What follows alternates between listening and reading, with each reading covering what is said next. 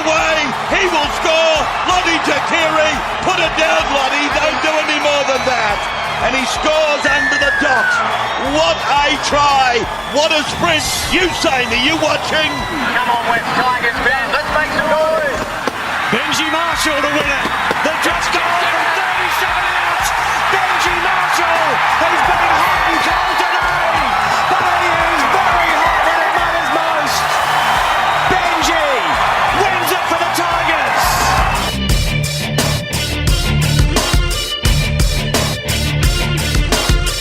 Hello and welcome to the West Tigers podcast. This is a special episode. It's episode number 300 and we have a full house on board tonight. I've got Gary, Joel, Steve and Declan. The boys are all here to celebrate 300 podcasts.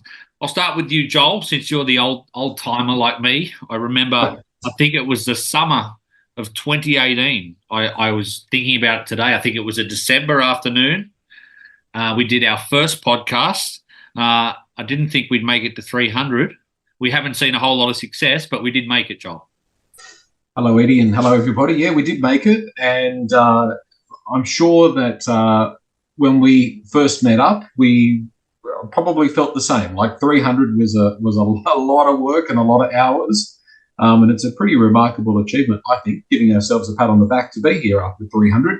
And the funny thing is that I feel like the podcast really is just sort of getting started, to be honest.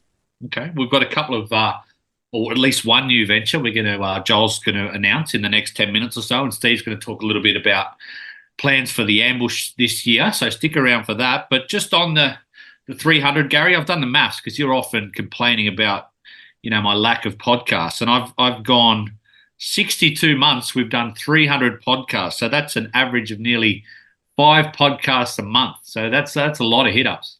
It is, mate. You did a lot in a row. I think you did something like close to the first 200. But I think that average has dropped. Like, you know what it's like for a test batsman. Once the average starts to drop away, it's getting towards the end, mate. Yeah, once the eyes start to go and they start jumping around a bit. But Declan, I think there was a season there where Joel, he was AWOL, and it was me and you in the interim charge. So you're probably the third longest standing member of this podcast. Are you honoured to be the third, I suppose, highest games on this podcast? Yeah, it's a real honour. I think me and you kind of steadied the ship while Joe was a little bit AWOL. But I think it's just it's really special to be part of the podcast. I think it's come a long way, and as Joe said, I'm keen to see where it goes going forward. And then, we managed to survive and Gary came on. So, I think that just shows the resilience of the pod. We'll see how it is in another 300 podcasts. That's one question I've got. I don't want to spend too long, boys, talking about ourselves and the podcast, but I thought given it's 300, we'd probably only do this every 300 episodes. Maybe if we're around for 600, we'll do it again. But, Steve, I'll start with you. During that period of 300 podcasts, we're talking probably 2019 onwards, did you have a favourite moment? Doesn't have to be from the podcast. It could be from the field or just an overall moment. I think I've got your favourite moment, but you might be too humble to admit what it is. Well, I sort of went back through the years and the Tigers' performances from 2019, and there wasn't a lot that jumped out off the pages, or off the paddock from 2019. That's for sure. Look, before I answer, I just want to say congratulations to you guys, Eddie and Joel in particular, but then Declan and then the rest of us, I suppose. It really is a great achievement, and I just feel honoured to be part of it, really, and to come on every week or whenever I'm available and jump on and talk West Tigers with you guys. So thank you for the opportunity. But I think you're right. Like my best moment, I just think was the result of the review, which of course started, on a podcast mid last year, and the fact that we were able to get something to happen that we believe passionately needed to happen, and obviously a lot of other people believe passionately needed to happen, was something that I think we should all be pretty chuffed about. Joel, it sort of hasn't really sunk in for me. Is it with the fact that the podcast actually had a large part in the change of governance and possible change of direction in the club? Has it sort of sunk in for you? I'm not want to pat ourselves on the back, but would it be more likely to sink in perhaps after a couple of hopeful winning seasons down the track? Yeah, well, I mean, we've now just got to watch it unfold. So the changes come, but now the programs and the changes have to be able to, to breathe and come to fruition over the next couple of years. Interestingly, one of my favourite moments is a moment that actually, I shared with Steve. He called me, I think it was about 10:30 in the morning, and he said, "Have you heard the news?" And he said, "Lee's gone, Justin's gone, the board's been sacked." I mean, how could that not be a highlight when we consider the amount of advocating that we did for change? So yeah, that was a real moment, because we weren't expecting it to come like that. It was like, wow, all of a sudden everything sort of happened. So that was really sweet. But I've got two other highlights. I've got one from the pod, and I've got one on the field. So a highlight for me, definitely since the podcast started, was that game in Bathurst last year where we beat Penrith, coming off, I think it was 13 straight losses, and up against the reigning two-time premiers. And, that last 5 or 10 minutes where we just held on. Normally a win doesn't necessarily have too much of an emotional component, but I know that did for all West Tigers fans. That really was an amazing moment for the club when we finally broke that losing streak. And I was in a club at the time, and it was on the big screen there, and there were people there that supported other clubs that were all barracking for the West Tigers in that moment as well. So it was really nice. It was collective. And look, there's been a lot of highlights on the pod, but we can't go past Eddie, and I'm sorry it's at your expense. But let me guess. Is this when I called the winger Ken Marmalade? I knew you were going to talk. This came to my head about 2 minutes ago. I mean, I had about 5 years of poor old Jacob Little, was pronouncing his name wrong. And then poor old Kenny, he hasn't played a game since, so I think I've cursed him by calling him Ken Marmalade. So sorry, Kenny. He was actually probably a decent fella, but that was just an unfortunate slip of the tongue. Gary, did you have any favourite moments from the pod or that we've shared together? I have to agree with Joel. The real on-field highlight was that win out at Bathurst against Penrith last year. I think the size of the upset that it ended up being, for me, that's the clear highlight.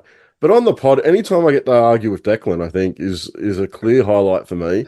And I think history shows that the majority of the time I've been right. So arguing with Declan's a clear highlight.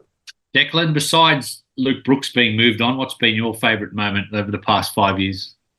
Well, obviously the review stuff, that was really good to look at, kind of see you guys push it, and then talk about it in the pod, and then see how happy the fans were. I think that was a clear highlight for me. But then also, I remember we recorded a podcast straight after, I think, the South Sydney game in 2022 it was, and where I think Luke Brooks hit the field goal, ironically enough, and we went on a 2-game winning streak for that season, which was amazing. I just remember how happy we were just to 2 games back to back with field goal, and it was against the Eels in South Sydney. So two pretty good teams, and I just remember recording the podcast after outside of Parramatta Stadium. We might have looked a little bit dodgy just in the corner outside the stadium, but yeah, it was a good memory. Boys, did we have a favourite, I suppose, player? Probably a bit too old to have favourite players, but I suppose, Gary, you actually got to interview a few players over the podcast journey. Was there a favourite player on the field that you cheer for more than others? It's really hard because it hasn't been a hugely successful team. So having that player that you can just get fully behind, I think the emergence of Jahream Buller last year, that's a real highlight for me. And I'm really excited to see what he goes on and does this year. So looking towards the future and back slightly, the emergence of Jahream Buller for me. I'm going to go with Appy, Joel. I know he's only played 1 year, but I just thought what he faced last year and the quality and leadership he provided, and plenty more to come, hopefully. Yeah, definitely. And as I say all the time on the pod, what keeps me interested, what I enjoy so much about the game is seeing the young players come through. So one of the big things that I'm looking forward to this year is seeing how these guys, the Lachlan Galvins and the others that we've got coming through, how they start to perform when they do get their opportunity. But I've got to label, I've got to name and put out two names of two guys that I think we all as West Tigers fans would respect. Maybe not the greatest players, but two guys in that period that and slightly before as well that really, busted their bum every time they went out there on the field for us. Corey Thompson and Elijah Taylor. They are always two guys that gave their most for the club. And when we talk about favourites, it's those kind of guys. They may not be the most skilled guys, but the guys that play above their weight that often, get the recognition or don't get the recognition that they should, but the fans feel that connection to them.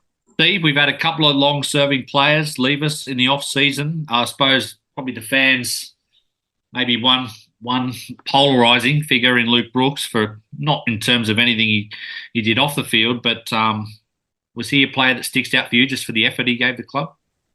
Yeah, he's definitely one of them. It's no secret that I respect Luke Brooks a lot. I think he's a good first-grade footballer, and I hope he does really well at Manly. I really do. But the guy for me, Eddie, in the time that we've been, doing the pod, is Chris Lawrence. I just think Chris Lawrence reinvented himself incredibly after a very serious injury, and he squeezed the very last drop out of the lemon. He played, had a long career, successful career, and considering what he went through, that injury, or a couple of injuries, really, were horrendous. And he's a guy that, as a professional athlete, I really respect. Declan. Yeah, I think someone who my favourite player throughout this pod period was Harry Grant. I just absolutely loved what he brought. I know it was only a loan deal for one season, but I just thought he was just exceptional when he was here. Not just on the field, I thought he was our best player, but then just off the field, how he carried himself. Just a real leader, just a great footballer. And I think it shows why he was chosen to captain Melbourne today. It was just announced that he'll be the captain for the 2024 season. And I just think that he's just a real impressive individual, and I really wish that we managed to hold on to him. But getting happy, I suppose, is a pretty good second prize. Last one around our show, boys. Joel, what do you think the subject that we have discussed most over the 5 years? I've got three in my category. I've got management as one, just as a broad term. I've got Luke Brooks as two, and I've got home grounds as three. Did you have any others that you think we've gone back and forth or had to deal with year in, year out? No, I think that sounds pretty right. A lot of those topics have been pretty constant ones through the time period that the podcast has been in existence. Some of those go a lot further back than the reign of the podcast. I suppose the thing that is the constant, unfortunately, is constantly talking about losses. That's probably another constant that's never too far away. 8 wins in 2 seasons and not too many wins, progressively less wins each season. I would say analysing all West Tigers performances has been unfortunately a constant too. It is tough, Gary, coming on after a loss. I mean, there are some big fan podcasts around the globe that, people think they get more traction out of a loss. But I just remember us one night at the League Club. I think we played the Titans on that Thursday night game and getting beaten in the last minute and just sitting there for 20 minutes in silence going, how are we going to get ourselves up for doing this podcast? So, I mean, that's the one thing that's, I suppose, makes it hard, is having to do a couple of podcasts each week, especially when you lose so many games early in the season and you're sort of just playing out the year. The big thing for me is I enjoy the podcast because I can come on here and talk about football. The issue is, with all the losses and with all the off-field stuff, we've ended up over the last couple of years, as you said, speaking so much about management. I don't overly enjoy that. I want to be on here talking about how we played, how we won games, things we did well, things we need to improve on. That's what I want to talk about. And you're that management side of it, I'm so glad, and hopefully it stays there, that's in the rear view mirror now. And this season we can go into looking at it and looking at the football.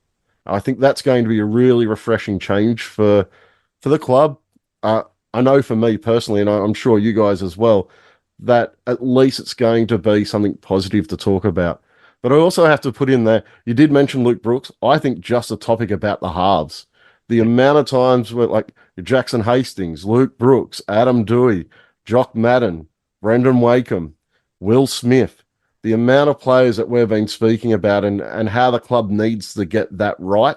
And we're going into a new season where there's still a lot of question marks around our halves moving forward. I think that's the topic that's really, outside of those ones that you mentioned, has really taken up some airtime over the past 5 years. Seems like, Steve, the majority of the fan base has hope again. And I think you said it last year, maybe it's in group chats or on the podcast, that you felt hopeless. And that's what a lot of fans were sort of feeling. And I know it'd be particularly hard for you, given you had a relationship with some of those guys, Pascoe, and worked with the club for a number of years, or a couple of years at least. And then to sort of, for us to go in that direction, it wasn't easy. And I'm sure it was, it's sapping talking about that sort of stuff. Absolutely it is. And I don't make it a secret. I was at a point where I didn't know how I was going to have any energy to support the club anymore. I really didn't. I was just so disappointed with the constant bungling that was our club management, and it wore me down. It to the point where I was ready to walk away. When you look at it now, you think, I don't think you could ever walk away, but been living this life, for 50 years now, and so walking away is not an option. But geez, I was definitely down.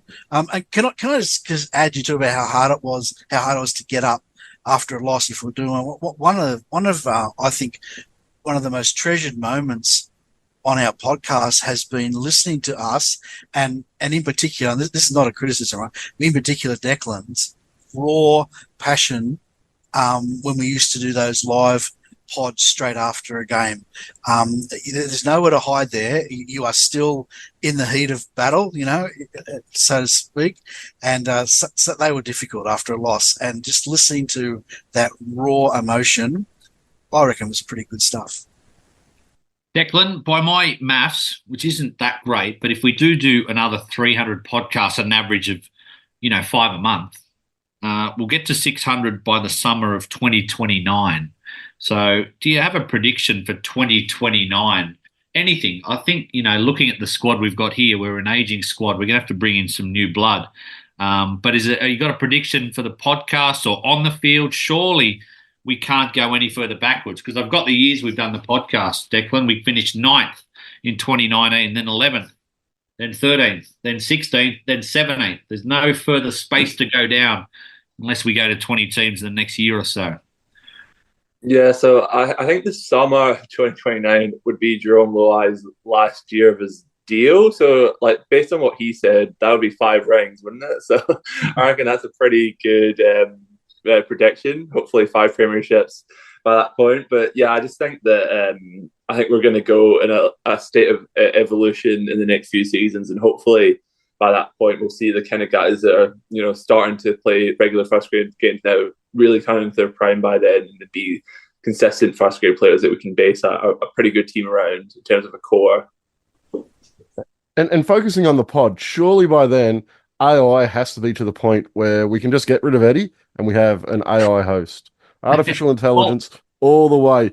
Artificial intelligence versus no intelligence. I do use the same intro every 1 for 300, Gary, so you could easily have a little tape recorder there. You wouldn't need a robot to do that. Joel, any predictions for 2029? Oh, well, I'm not going 2029, but I am going to make the prediction we'll have a top 8 finish before we hit 400. So in the 300s, we'll have a top 8 finish, and before, or maybe about 500, before 500, we would have finished in the top 4 in the regular season. Where did this optimistic Joel come from? That's not that far away, mate. It's called February, Gary. That's what it's called. Steve? Yeah, so I've just worked that out, done the maths. That means we're going to do between 4 and 5 pods a week this year, is it? Yeah. Steve wants to make the 8 this year. We know that. Boys, before we talk about the forward depth this year, because last week we previewed the outside backs, we're going to do that in depth with most of the team tonight. But Joel, you wanted to announce an exciting new venture this year? So we're doing a trial of providing coach transport to West Tigers games, to the on the road games. So games such as the game against the Panthers in Bathurst in April. So tickets are currently available for that. Naturally, there are only a limited number of people that can fit on the coach, but it's going to be a really, I think, a really fun day. We're going to leave from just near the Centre of Excellence about 9:45 in the morning, get out to Bathurst. You have to provide your own tickets to the game, which I don't think is all that difficult for everybody that's coming along to get. And then we'll return, and along the way, it'll be, I know that Yoddy's coming along, and he's going to have some very interesting questions that he's going to be putting to the West Tigers fans that attend, and Steve's going to be there, and Kelly, and also Gary as well. So I have a bit of an ambushy kind of feel about it. And the idea being, look, we'll give it a trial with that one game in Bathurst, and if there's a good reaction and people want to do this with us, then there are other games this year that we might be able to arrange to do similar. There's a game up in Gosford, there's a game in Newcastle. It's all part of what we're trying to do across everything we do, which is trying to bring the West Tigers community together.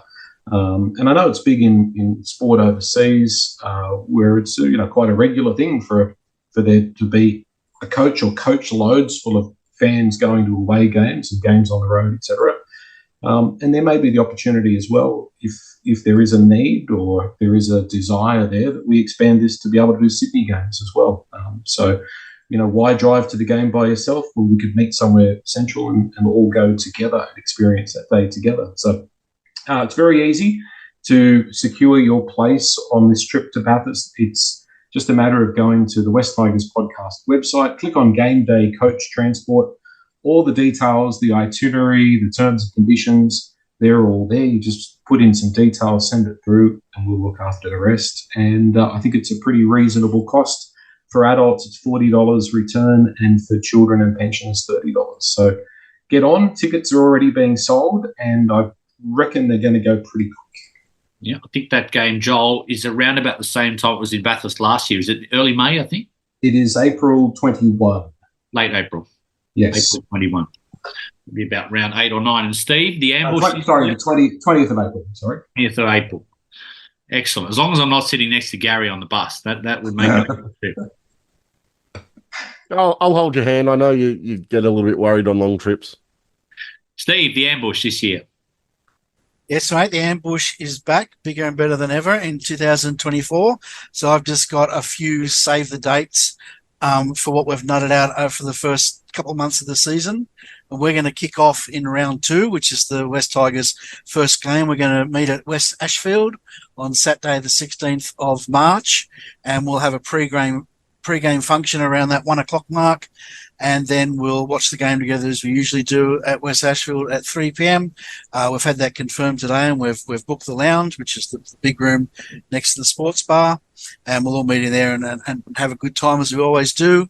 And then a couple of other save the dates for a little bit further down the track. We're going to be at the Beer Shed on the 14th of April, which is round 6 out at Campbelltown, before the game against the Dragons at Campbelltown.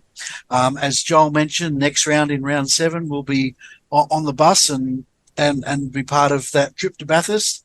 And then coming back in round 8, we'll be back at the Beer Shed in Campbelltown. That's the 27th of April for another Beer Shed function before the game against the Broncos at Campbelltown. So keep an eye out on our socials and obviously listen to the podcast, and there'll be more info about all those and more events throughout the year. Excellent, boys. Lots happening, and let's hope, given we've got a friendly start, at least on paper, to the draw, that we can get some momentum up and maybe a few wins. Joel, you're off for an early mark. Thanks for coming on our 300 show. We'll see you soon. Thanks, guys.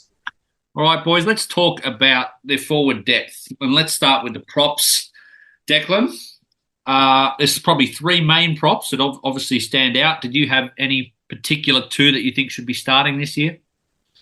Yeah, I'm going to go continuity. I think that it's going to be Clemmer and Stefano in the starting front row, and then but I do think that someone like Fernando Poli will like push someone like David Clemmer towards the end of the season. But for round one, yes, those are the two starting props I'm going to go with. Gary, I did notice last year with Dave Clemmer that he had, by my stats, 14 games where he ran for over 130 metres. So he's very consistent for a prop. That's pretty good in the NRL, but 10 of them were by round 12 or earlier. Do you think he sort of hit the wall halfway through the year, or do you think him moving to the bench was a result of those numbers that went down slightly?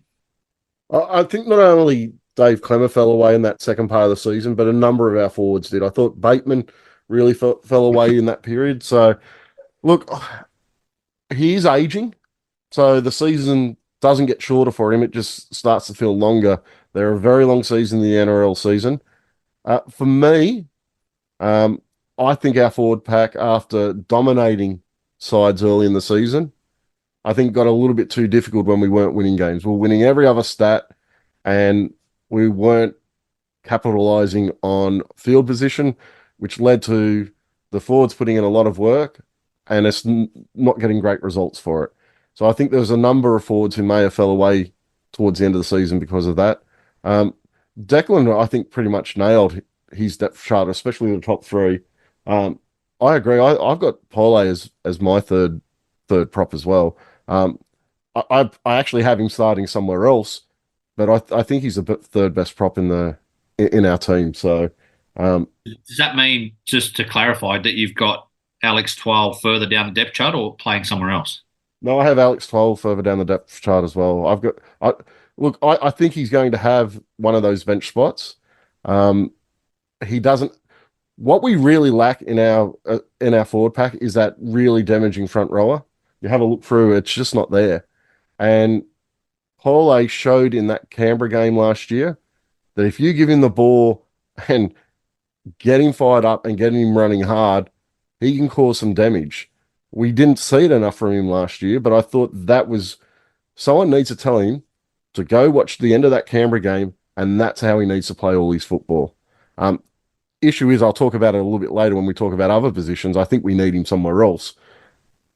But we really need that type of player, and that's why I have him as our third best prop and 12 sitting at number 4. Who starts in the front row for you, Steve? I'll just echo what Declan and Gary have said. I've got Stefano and Clemmer starting. I've got Pole or Twal in another position to start the season, but then we'll move, throughout the game, we'll move into the prop rotation throughout the game. But exact same order: Stefano, Clemmer, then Pole and Twal in my depth. Declan, surely it's only his 5th season, but he's been around for a while now. Stefano, he's played over 50 games. When I compare him, at least his numbers, to Clemmer, he only had 4 games over 130 metres. I thought that Origin berth last year was a little bit out of context to the way he was going. I don't think he was going terrible, but I thought it was a surprise selection. Was it just me, or were some of his first stints last year poor? I often found like when he came back for his second stint, he got going, but as a starting prop, I thought he was probably behind Clemmer in terms of what he gave us. Yeah, I think Clemmer was that really steady player that you could bank to, play. Like, his floor was very consistent. But yeah, Stefano, he was a little bit disappointing last year in terms of his first stints. I think we said that on the group chat, a number of times. But then he would come on to finish it. And it's just so frustrating because I remember that first, Warriors trial, and he was the captain of the team, and he just absolutely lit up that Warriors pack. And yes, it's only the first trial, so you can't really read too much into that. But it's just so frustrating because, when he's on, and you can you can confidently say that he's one of the most damaging props when he's, breaking tackles, running at hookers and scoring tries. But I just think he's just kind of a slow burn project player. And I think it doesn't really help his case that when you look at, other props his age or round about his age, guys like Tino and Payne Haas, they've managed to develop a lot quicker. But I do think that, Stefano, I'm still confident that he can become like a really good prop in this league. And I hope that, let's talk about his get out clause for next season, doesn't eventuate, because I do still believe in his talent. And I think that I think he hopefully will be in for a big season this year. Yeah, for me, he plateaued last year. I didn't see the development I was hoping to see last year. I think one of the key things for this team moving forward, especially this year, is that he develops into that forward leader that we need. I still don't see him being that guy that's busting tackles constantly. I don't think he's going to develop into that sort of prop. He has good first contact and he'll bump a guy backwards in that first contact, but he's not exploding through the line most of the time when he does that. He's kind of hitting and stopping at the line while bumping someone off, which gives other players the opportunity to kind of bring him down. So I don't know whether he's going to develop into that really explosive guy that can just bust through the middle that we really need. But I still do think he's going to be an excellent front rower. But he needs to take a step this year. I think he plateaued last year. I don't have a huge problem with that. I think most players at some point have a season where that happens. But it's really crucial not to have 2 seasons in a row where your development stagnates at his age. He really needs to take a step this season. Gary, did he look, I don't know if you've seen the photos, but did he look leaner this preseason? He looked lean to me when I saw him in a couple of photos. I don't know if he's trying to drop weight or put on weight or what he should do, but just looked lean. Well, when he first came over from Parramatta, I had concerns because he was carrying quite a bit of weight, and I thought at times watching him play when he was at Parramatta, he was quite slow and sluggish. I think he plays better football when he is lean and fit. So if he has dropped some weight off and he is fitter, I think that's only going to be a benefit. I think that's when he plays his best football. I don't think he needs to be that guy who's carrying around a bit of weight and busting through the tackles. I don't think that's kind of the best part of his game. I think it's more that high energy I think he plays his best football at a slightly, when he's a bit fitter. Alex Twal, Steve, he is the longest serving player at the club now. Brooks and Nofaluma are gone. It's interesting, there were rumours last year that he was potentially on the trade barrier, on the trade market, and now we've re-signed him till the end of 2027. Seems a little bit excessive to me, but I suppose he is one of those players that you need in your 30-man roster. He doesn't miss a lot of football. He's very good defensively. Where do you see 12 fitting in on the bench?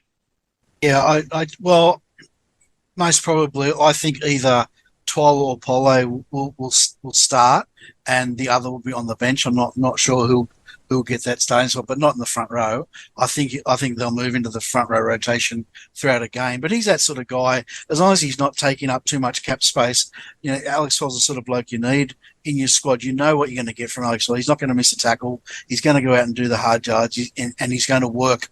His work rate is good. So, I've got no problem with signing Alex Twal long term, as long as it doesn't stop us from signing what we've all talked about for so long now. That's that dominant front rower. But can I also say, in regards to our front row especially, it comes back to the halves, right? And this will sound crazy, but like we've got to end our sets well with a good kick, so that the opposition are starting their set right down on their line, and therefore we're getting good field position to start our next set.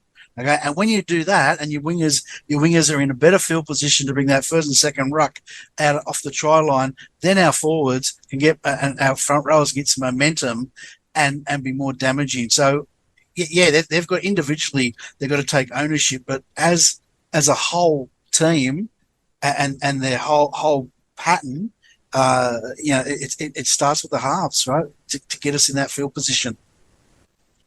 Just going back to that. Going back to 12 for a moment, I'm okay with having 12 sign a contract as well. I'm okay with having 12 on the squad. I don't think we can afford to have both 12 and Seafath, especially if they're both around the top 17, which they, having a look through these depth charts, they're both around that top 17. And that's where I think the issue is. It's not so much that we've signed up 12 long term. It's that I don't think he, along with Seafath, provide enough impact. So that's an issue for me. I think we should have only signed one of them last year, and signing both of them, I think, was a mistake. depth could be an issue, Declan, if one of the, I suppose, Clem and Stefano or Twal go down. I've got Samuela Fainu, who comes with him with Raps from Manly. Sione Fainu, I believe that's probably his younger brother, and Jordan Miller, who I don't know a lot about. Any of those three you think can play first grade this year? I think Samuela Fainu was bought probably with the intention of playing first grade this year. I think Sione Fainu, he's actually the older brother. I think Manasseh is the oldest, then Sione is the second oldest. And he's someone who's kind of like stalled in New South Wales Cup, so like he could not realistically, but like potentially have a good year in Cup. Then maybe he could debut late in his career, like someone like Terrell May. Not late, but not necessarily in his teens. So that could happen. I saw Jordan Miller play SG Ball on the weekend, and I was quite disappointed. Usually, I don't like coming on here and bagging young players, but I think he's got a little bit to work on before I would say he's first grade ready. And then, but I also think you've got guys like Kit Laulili and Chris Gotti as well. Those are guys that they're more 13s, but I think they could play it prop if needed. So there's a little bit of inexperience there, but I think there's some good prospects that I think hopefully will make their mark in first grade towards the end of the year. Hooking role, Steve. We know who's going to start. Is there anything he can get better at this year, Appy? What can he get better at? Well, I suppose starting the season stronger is the first thing I'd think about, but that wasn't really his fault last year. I think he was just getting used to a new team, and more importantly, the team were getting used to him. I don't think so. He's just got to keep doing what he did last year. Bring those forwards onto the ball all game. He does that effectively. He tries his guts out. He tackles like a demon. There's not much more he can do. I was saying, actually, and I'm not too sure about this, I was saying that he may be called upon to do a little bit more kicking this year because our halves we may not have that kicking strength in the halves, so he might have to do a little bit of kicking out of the ruck. Not sure, but yeah, he's lay down was there, isn't he? What excites me, Gary, about Appy is, I think last summer he probably arrived in the middle of January. I can't remember if it was a World Cup or something, and then you had that almost argument about how to play football, and we were playing the Tim Sheens way out the back. I think when Benji took over late in the season, we were playing a little bit more direct. And now, given he spent a whole off-season, I think he's been there since November, hopefully working with the forward pack, getting him more in sync, we can play a style of football where he's dangerous. Look, I think he's quite clearly our leader out on the field now. There's no one else. Like, Luke Brooks has gone from the club, and this time every year we've had the story about this is Luke Brooks's team. Well, it's definitely Appy's team now. He's that general we need in the middle of the field. I thought last year he got us around the field really well. I think a big part of the reason why our forwards were dominating those games early in the season was Appy's work and how he gets them onto the ball. So he is by far and away the most important player to us this season. Everything is going to kind of revolve around him. We need our halves really up, playing nice and flat off Appy. And I think, especially a guy, if Jaden Sullivan gets some time on the field, I think he can be really dangerous pushing up with Appy. And I'm looking forward to seeing that at some point. Hopefully in the trials they get a little bit of time together and we can see how that kind of combination is going to work, because I think that could work quite well. His backup spot, Declan's an interesting one for me. One, would you be playing a specialist hooker on the bench? And two, if so, who would it be? Would it be Jake Simpkin or Talon Silva? So, yes, I would be carrying a backup hooker. I kind of disagree with Bad Arthur when he said that, he thinks that, you need an 80-minute hooker. I think that Appy, when he was at Penrith, even then, he didn't play the full 80. He had Mitch Kenny coming on and sometimes starting to, take the sting out of the game. So I think that kind of shows that it's important to cover someone like Appy Portishead, just so that his production doesn't diminish because he's playing too many minutes. And yeah, I would be going for someone like Jake Simpkin at the moment, because I think Talon De Silva, although he's a great player, I would like to see him playing the full year in New South Wales Cup and then hopefully pushing for that bench spot next year as opposed to this year, because I think Jake Simpkin is someone who can, come in, play 15 minutes either side of the half and, tackle well. And he's got a little bit of upside as well. And I think that he's a genuine first grade player. So I would be going with Jake Simpkin at 14 at the moment. Yeah, I'm De Silva. I want to see De Silva getting as much time up in that first grade squad as possible. He's the heir apparent to Appy, and I think the more game time we get him, I know he's young, but I don't think spending much more time down in lower grades. On the weekend, I watched the Magpies game. He was in second gear, still scored 2 tries in that game, was far and away outstanding on the weekend, and I think he's ready to, coming off the bench, doesn't have to be, like it's 20 minutes. The only issue I do have is I may send him back for some New South Wales Cup games just because he will be playing less minutes in that NRL squad. But I'd like to see him start the season there. I think he's worked incredibly hard over the off-season. You can tell he's bulked up quite a bit. So hopefully he can put the correct foot forward in the trials, and he's ready to go.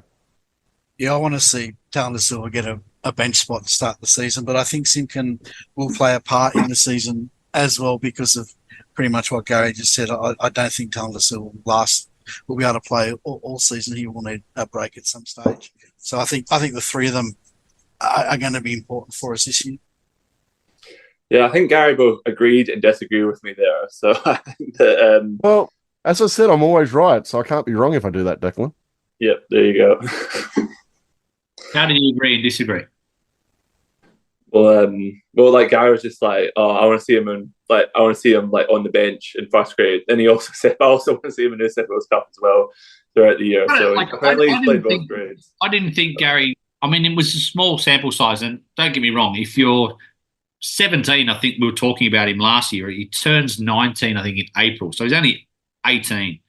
But the 5 games he played, I didn't see moments of magic. You could say probably those 5 games we were getting dominated. I thought defensively he struggled the game he played against Melbourne.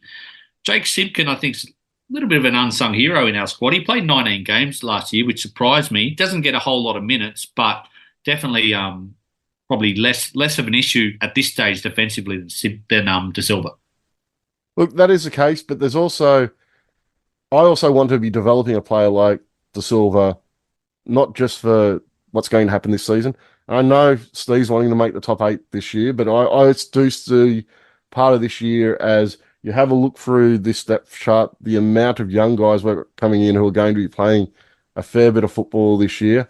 I think getting these guys playing NRL football, especially a guy like Talon, I think his defence, having a look at how he's bulked up over the off-season, I think his defence is going to improve a lot with that, just having that extra size that he's now got on. How that translates to the rest of his games yet to be seen. But I think his defence is going to be a lot better this year. And I think Simpkin is a good player. But that's what he is. He's a good player. He's not going to be the guy I want leading us around the park in 12 months' time. He's not the guy that if Appy's going down this year, that I want spending a whole heap of time. He is a very good, solid footballer, but I don't think he's much more than that. And I think the upside of De Silva is worth giving him some time.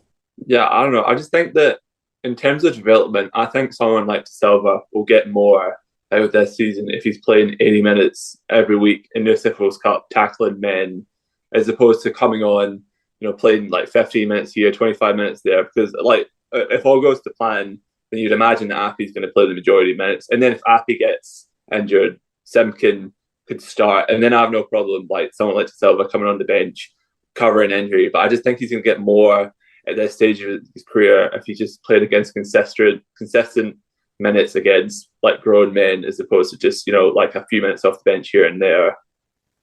Look, I actually do think that's a good point, Declan. That's why I did disagree and agree with you at the same time, because I do think he does need to build up those minutes.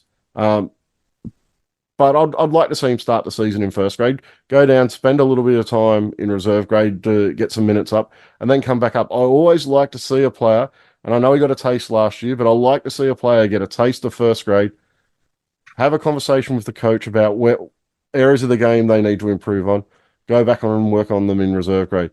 What it does is it shows them where they are in relation to that goal that they have of being that NRL player. And I think that's really important.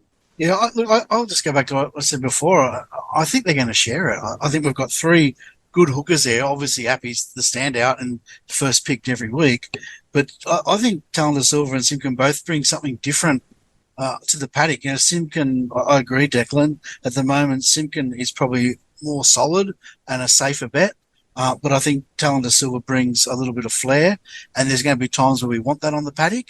There's going to be times where we want Simpkin just to do a job out there. So I think you'll find that they'll both get a fair bit of first grade time this year. Yeah, I think it's one of the positions where our depth is really strong. This position, not so for me. A little bit alarming, Declan. I assume everyone's got Papali'i and Bateman as their starting back rowers. One of the frustrations for me last year with Papali'i, I suppose, Declan, was how he was used. Couldn't work out whether we wanted to play him on the left or the right. I think we've got to work out, for me, who's our best ball player, because he can run into holes, unlike Bateman, who's a different style of back rower. What side of the field would you be playing him on this year, and how can we get more out of him? I think that I would be playing him on the left side just purely because we've got Luai coming next year, and Luai is a left side dominant player. So I would like to put those two together because I think he's our best back rower, and obviously Luai is going to be the best playmaker. I heard rumours that he's playing on the right, so I'm not too sure how that's going to eventuate. But yeah, I don't know. I just think that in terms of, yes, you could say that, he didn't have the players inside of him to create the opportunity for him. But then I just also think that his running just wasn't there either, just his head ups. Because I just remember, I've said it before, in 2021, 2022, he was just an absolute machine for Parramatta, just the tough head ups. And he would just be bowling over people. I remember the Bulldogs, I think he made something like 12 tackle breaks or even higher maybe. It was ridiculous. I just think that, I just want to see that intent in his head ups again. Gary, only 3 line breaks and 2 tries for IPAP last year. And I think the hope with him coming over was he was going to be a sort of an attacking weapon in the red zone. Do you put more of the blame on the halves or on his production? Yeah. I think he's a second row, as you said a moment ago, that you need to give the ball in a hole. I think a half going to the line who hits him as he's hitting the hole, that's where he's most dangerous. I can barely remember us doing it last season. We're giving him the ball 5 meters away from the defensive line and trying to get him to bust through tackles and to create. You get your best football for a Messiah when you give him the ball in the hole. Bateman, on the other hand, he's the guy you give the ball to 2-3 meters back from the line, and he uses his awkward running style, his awkward footwork, and he makes a guy miss. That's the difference between the two players, and we have to get our strategies and our game plan right so we're taking advantage of both those guys. I want to see Ice playing on the left as well. I think when we moved Ice to the right-hand side last year and put Bateman in at lock, up until that point, I thought our defence for the season had been quite strong. And after that, it just fell apart. So I think it's really important to get both Bateman and Asai in the correct positions defensively, because that made a huge difference on our defensive structures last year, and it's really important to get that right.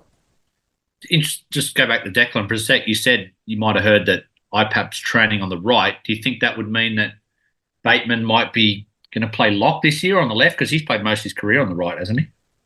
Yeah, I think he's a right side player. I'm not sure. It's just rumored, so I'm not 100% confident that's going to happen. But, it could happen. I thought that with Bateman, when he was at lock, I thought that's the best we looked at attack in terms of shape.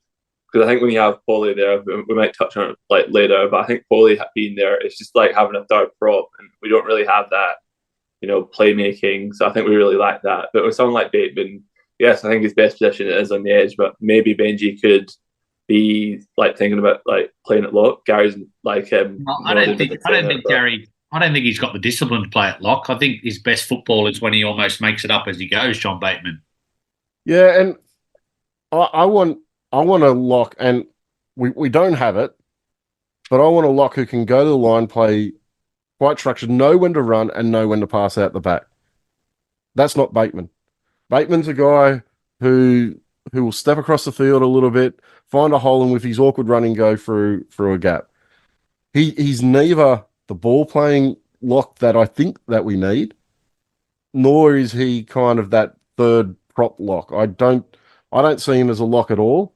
I think he's put him on the right, give him nice early ball, and let him create in that position. I don't want to let him roam a little bit around the field. I think that's fine, but I don't want to see him as part of the spine. I don't think he has the skill set required for that position. Either way that you want to play that lock position. I don't know. Go, Declan, sorry.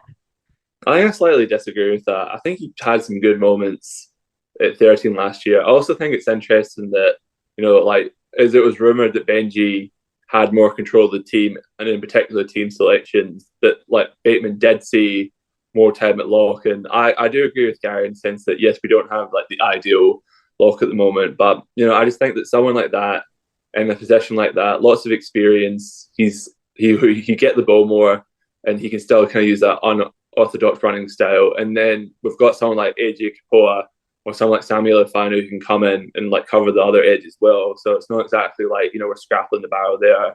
I'm not saying that I would love it, but I'm just saying that I don't think I'd hate it as much as everyone else. Steve, who are you more optimistic about out of our two back rowers? Sometimes I look at Bateman and I wonder if he's still got the fire.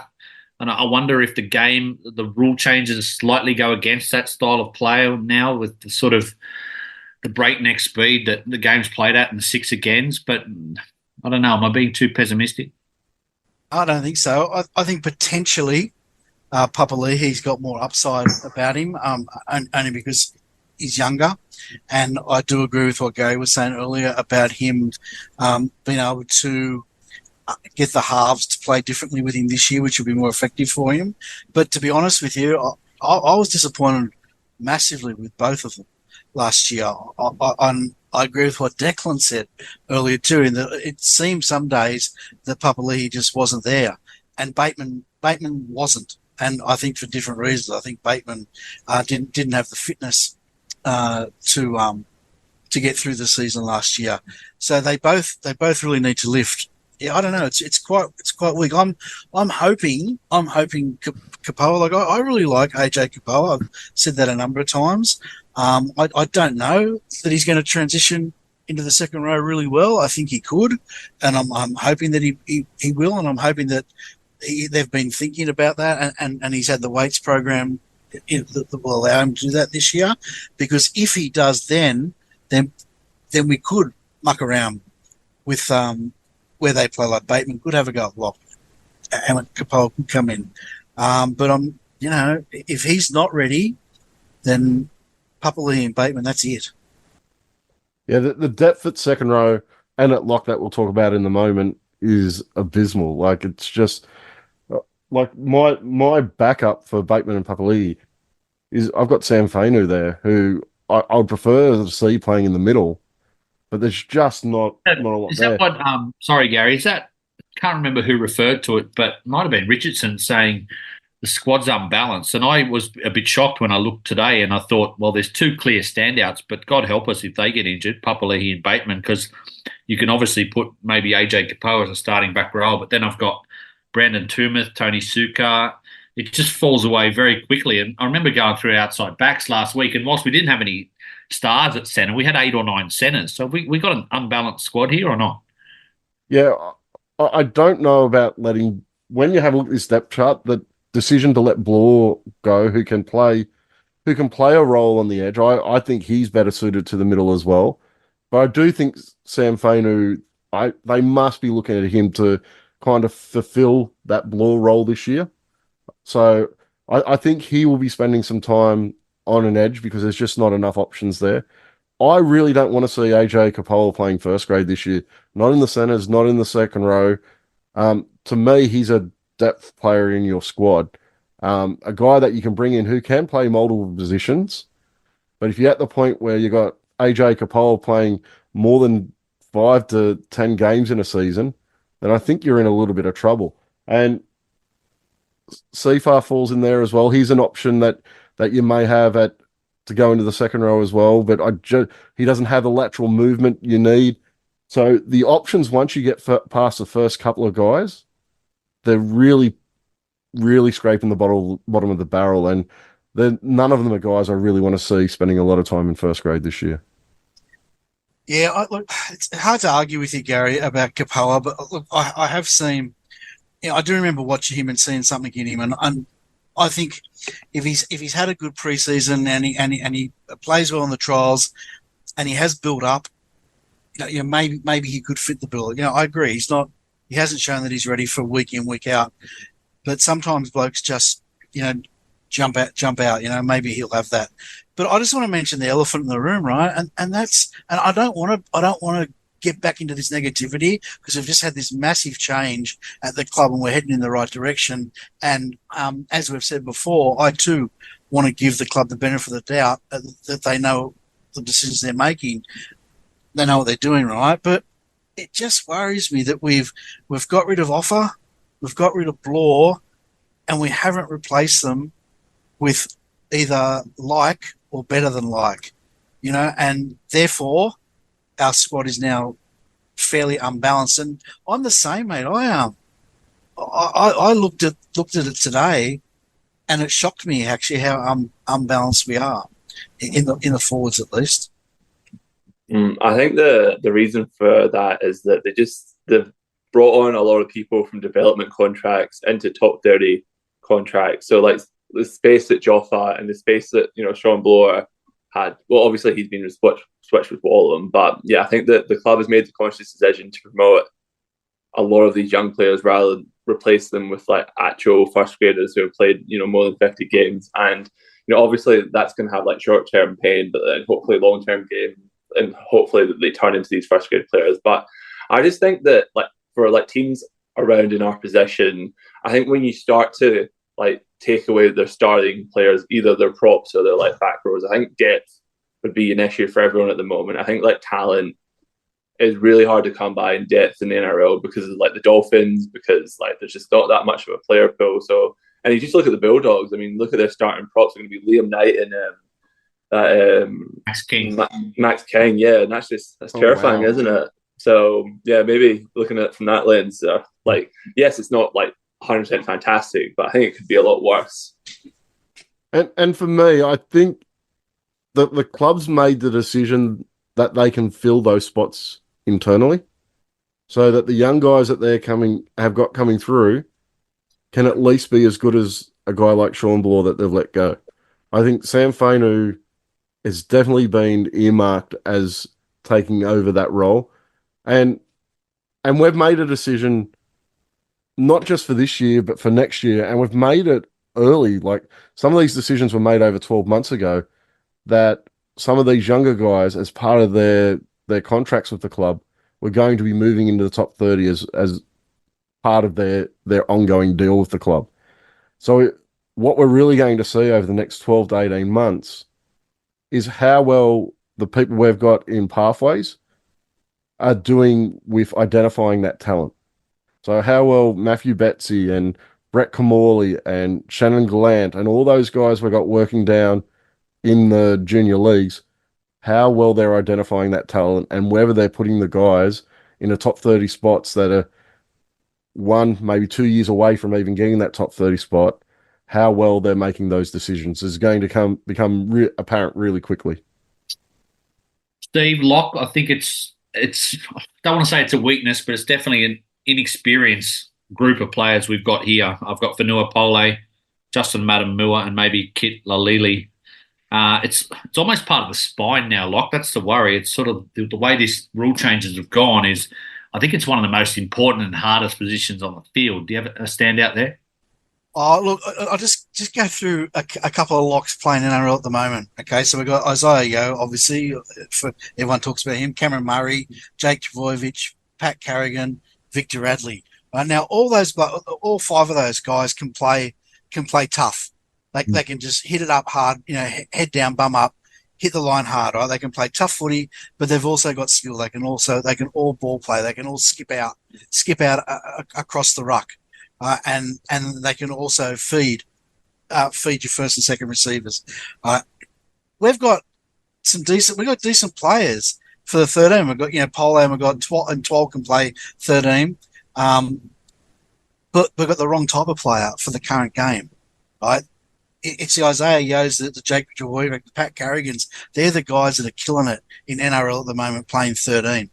We haven't got that style of player, and we tried it. We tried it with Justin Matamua, and going back to that, like bringing the talent through. It didn't work. I hope the kid kills it. I really do. I hope he's had a great off season and he comes back full of confidence and skill and can do it. But we need to find that type of player, I believe. And the guys we've got aren't that type of player.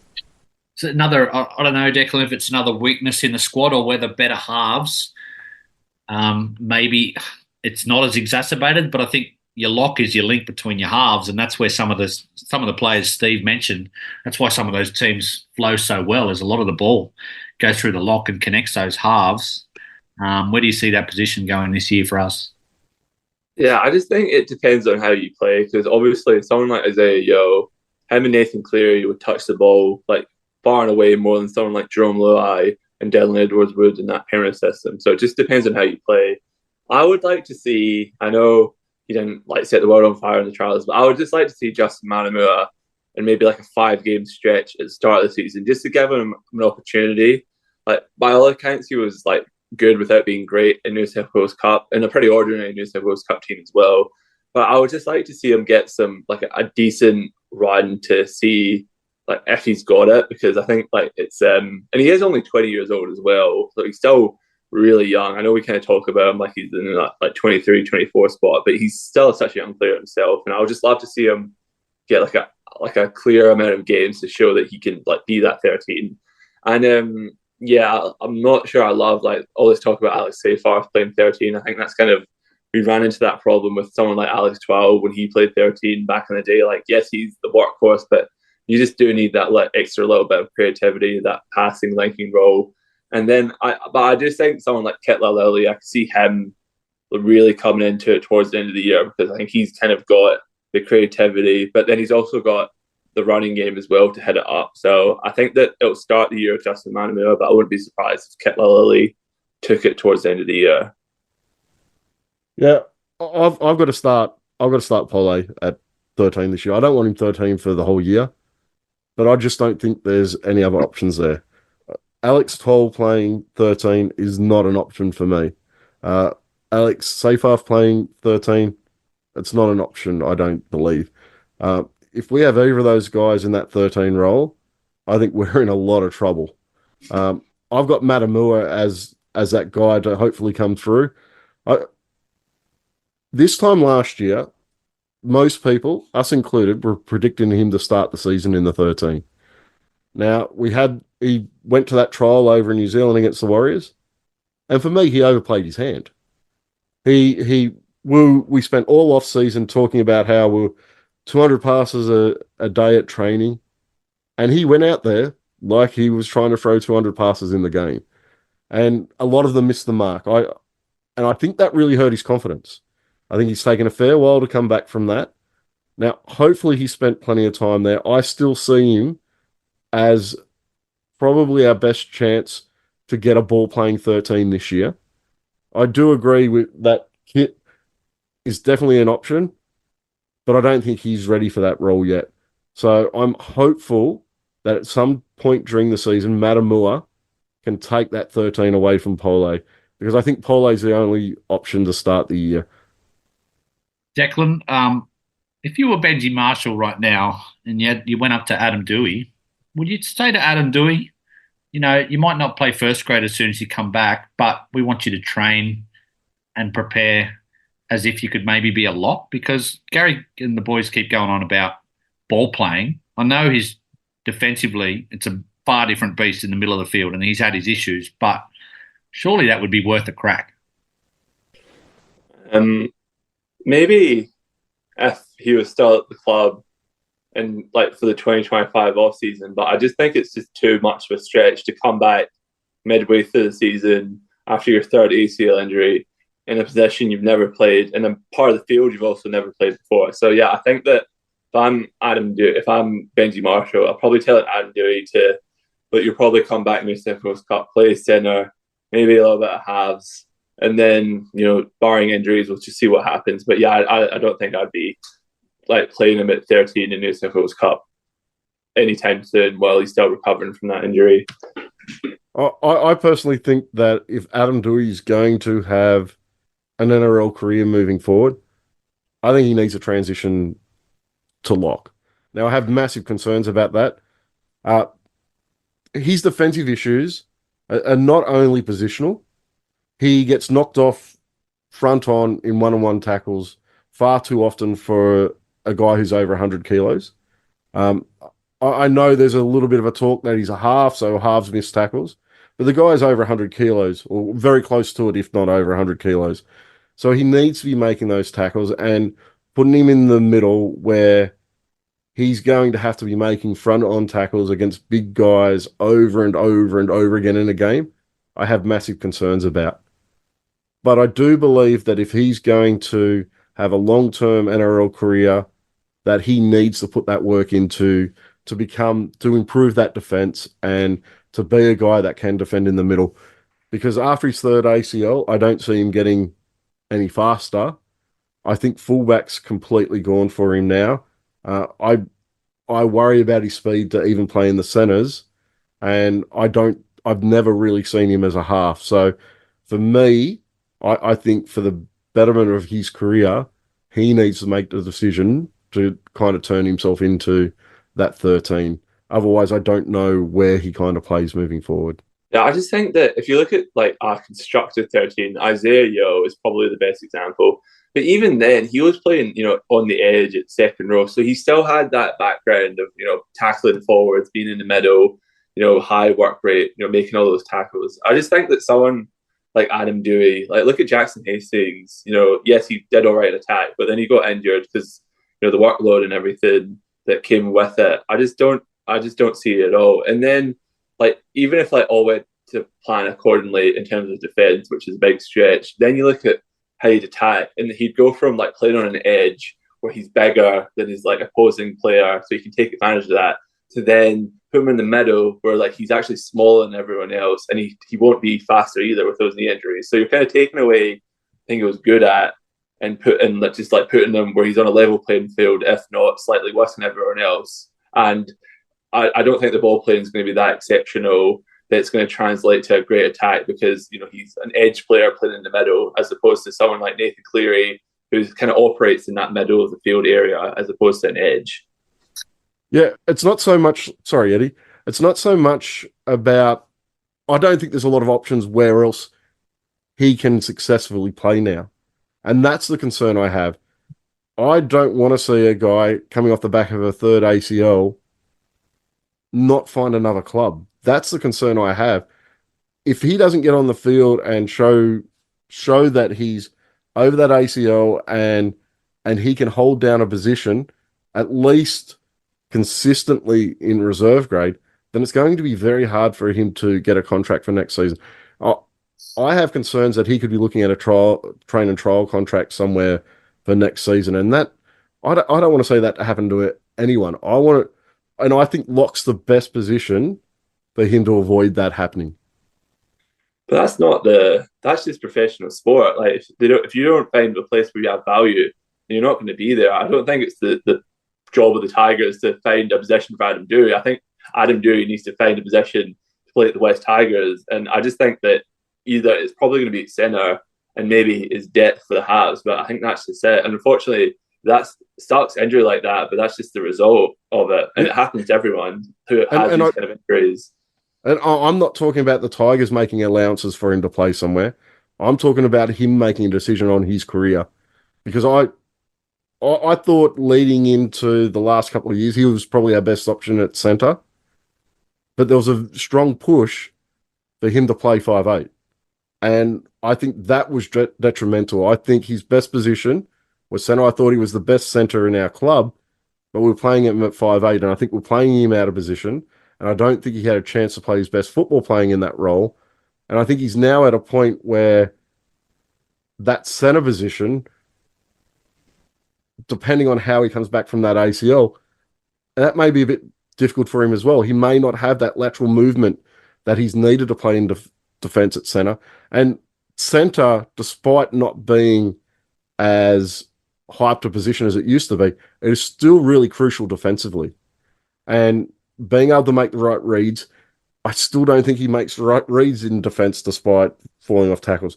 So I have issues around every other position, including lock. I just don't know where his future as an NRL player lies at this point in time. It may be that it's time that he needs to maybe go to the Super League, and he could maybe play in the halves over in the Super League and do quite well over there.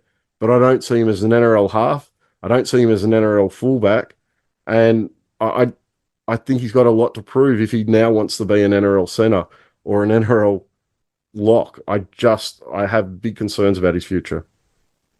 Steve, I knew I shouldn't have brought up Adam Dewey 15 minutes later. But anyway, you're still with us. I'm going to ask you one question, boys, to wrap this up. Although I do have a 3-question quiz because Joel wanted me to put in a quiz for our 300th episode. So Steve will be thrilled about that. But which position, Steve, are you most excited about seeing this year? Whether it's fullback, outside backs, halves, hooker, prop, back row, lock. I'm just going with the halves because I think we've got it right this year. We've got 4 halves. There's a bit of excitement. There's one old veteran there. What about you? Oh, yeah, you've nailed it. For me, I'm most looking forward to seeing our new halves pairing impact the whole side. So I'm really looking forward to that. But the other thing I'm really looking forward to, which is not quite answering your question, Eddie, but is I'm just looking forward to some new kid really coming through. That I really love watching that. And I've said it a number of times that watching Dream Buller come through last year was just magic, and I'm really looking forward to the next guy because as we've said tonight and we said in the last pod, there's lots of opportunity for this stable of young blokes that we've got in the top 30 to make a name for themselves. So I can't wait for the season to start, and that's one of the main reasons. Declan, halves, hooker, where do you see what are you most looking forward to seeing? Yeah, I think I'm most looking forward to seeing the halves, in particular out of Galvin and Latuifanu, who's going to be partnering Jerome Luai in 2025. I think this season is the kind of the testing ground where I think hopefully the goal is to see who that person's going to be, so it's nice and settled for preseason when Luai does come. I'm just excited to see how those two are going to compete for the sport this year. I genuinely don't know who's going to win it. I think Latu is probably a little bit close to the first grade, but then if you hear all the noise with them, Galvin, they reckon he's going to be really good as well. So I'm going to be really looking forward to seeing those guys compete in the lower grades, and hopefully they both get an opportunity in first grade, and one of them just clearly takes it like Bula did last year. Sullivan's not in the calculations for you, Declan? Not really. I just think all the noise at the club, and then look, he could just prove me wrong and just come out and absolutely brain it. But yeah, I just don't see it at this point in time. But that's just purely off of like the speculation we're hearing about how, he's training with the second squad, and that combined with that, the fact that he's, like 22 years old, he hasn't really nailed down a spot yet, and he couldn't do it in the Dragons team that, probably could have was workable to get into that 6 jersey. But I'm definitely not crossing the line over him yet. I think we probably need him to play well this season to have any success, especially early on. 2-minute quiz, boys, to finish off. Around the 300, I thought, given it's our 300th podcast, just jump in with your name if you know the answer. There are 3 current active players, none of the West Tigers players, that have played 300 games or more in the NRL. Who are they? 3 current active players. One's at St George, one's at the Dolphins, and one's at Manly. Declan Ben Hunt. Ben Hunt's one, Declan.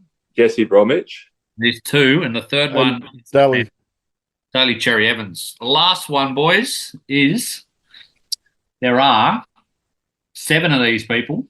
They've played over 300 games in the NRL, and they've all played at least one game for the West Tigers. Steve, give me one of them. I'll give you a clue. 3 of them are on the coaching staff. Robbie Farah. We got Robbie Farah, we got Benji Marshall, and we got Chris Iington. They were the obvious ones, but there's 4 other guys. John Morris as well, so that's 4 Morris, Tigers. James Tamo. stuff. James Tamu. And there's two more. One was a premiership winner with the West Tigers. Mark O'Neill? Nope. Oh. Ooh. Surprised he played over 300, actually. Scott Prince? Scott Prince, most of his career in Queensland. And then the great Adam Blair was the other player to play over 300 games. Boys, it's been a lengthy podcast, but a memorable one. Number 300. I think next week, Declan, I think all the trials are on Fox. That's one of the good things about February, because usually, as opposed to probably the years gone by, didn't get to see many trials, but I think they're actually in slots like NRL games. There's a Thursday night, there's a couple of Friday nights. Because Eddie wouldn't get out for a trial, would you, Eddie? I won't be going to New Zealand for the trial, Gary, but I might watch it on TV. Declan? Yeah, do you remember that year that they had a live stream up in North Queensland and then the power just went out? I remember back in the day, I think Liam Fulton and Bryce Gibbs were calling one, and the same thing happened. The stream just cut, and then we never saw it again. But we've come a long way since then. Will you be watching on Sunday week, Steve, first trial? Absolutely. As I said, I can't wait for the season to kick off. It's funny you mentioned that. I spent a bit of time in Papua New Guinea, and I can remember we'd get Channel 9 on the local station, but it was so unreliable. You'd wait all week for the Tigers game. You'd go down to the local club and you'd sit down ready to go, and then the power would go out. I wish the power went out a few times last year, Steve. Yeah, well, that's right. Yeah, but better this year. It would have went out on the Panthers game we won, mate. Yeah, exactly. All right, boys. Thank you. See you. Probably we might preview the Warriors game, or we might see you in a couple of weeks. But probably up to Joel. I'll leave it up to the captain. Thanks, boys. Thank you. Cheers, guys. Happy 300.